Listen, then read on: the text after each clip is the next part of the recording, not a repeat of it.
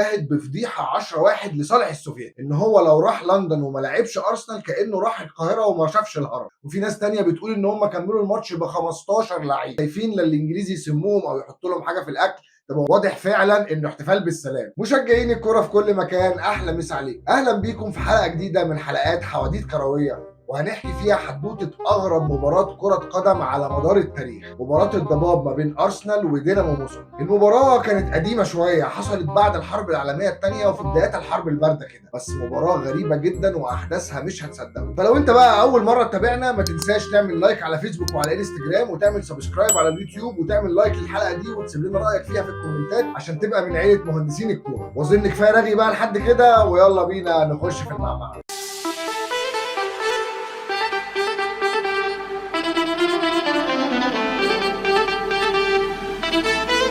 سنة 1945 وبعد انتهاء الحرب العالمية الثانية وبدايات الحرب الباردة، حب الاتحاد الانجليزي لكرة القدم انه يعمل احتفالية كده للسلام مع السوفييت، بانه يعمل مباراة كرة قدم ما بين الفريق السوفيتي اللي كان مشهور قوي ساعتها اللي هو فريق دينامو موسكو، وما بين الفرق الانجليزية اللي ابرزها طبعا فريق الارسنال في الوقت ده. وكانت تعتبر المواجهه ما بين السوفييت والانجليز في الوقت ده مواجهه تكسير العظام، لان فرق السوفييت ما كانتش مشهوره قوي، وكانوا عايزين يثبتوا تفوقهم في اوروبا الشرقيه، ان كره اوروبا الشرقيه احلى من اوروبا الغربيه اللي مشهوره عالميا اكتر. وقام الفريق السوفيتي دينامو موسكو باستعاره بعض اللاعبين من فرق السوفيتيه المختلفه، ومنهم نجم فريق سيسكا موسكو فيسلفود بوبروف. واشترط الفريق السوفيتي 14 شرط عشان يلعبوا البطوله الوديه دي، بس ابرز 3 شروط منهم ان اول شرط فيهم ان اكلهم كله يكون في السفاره السوفيتيه، عشان كانوا خايفين لا الانجليزي يسموهم او يحطوا لهم حاجه في الاكل تبوظوا عليهم الماتشات وما يعرفوش يلعبوا. واضح فعلا انه احتفال بالسلام. تاني شرط حطوه ان يبقى في حكم روسي يحكم ماتش من الاربع ماتشات اللي مخطط ان هم يلعبوا. اما ثالث شرط فان هم يلعبوا فريق ارسنال في ماتش من الاربعه برضه. وساعتها قال مدرب الفريق ميخائيل ياكوشين جملته الشهيره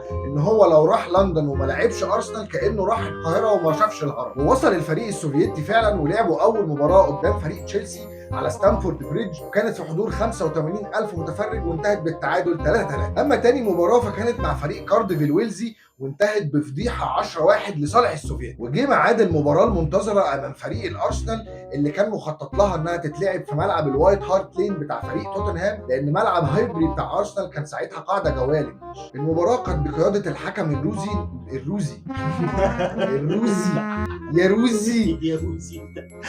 اوزي انت يا اوزي.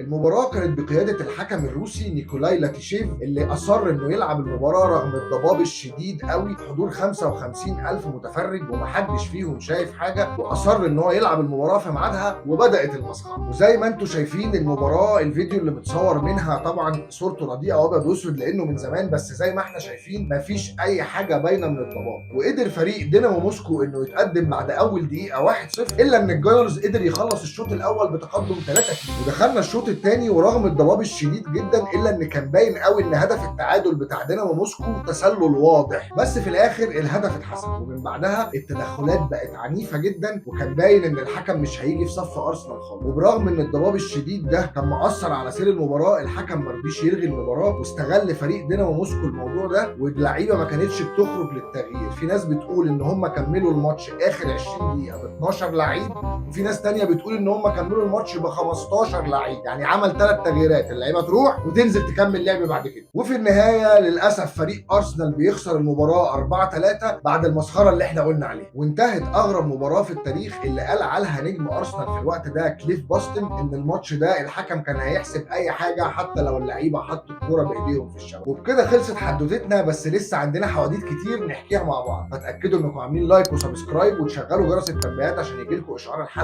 اول ما تنزل. كنت معاكم محمد الجوهري وحواديت كرويه، اشوفكم الحلقه الجايه. سلام.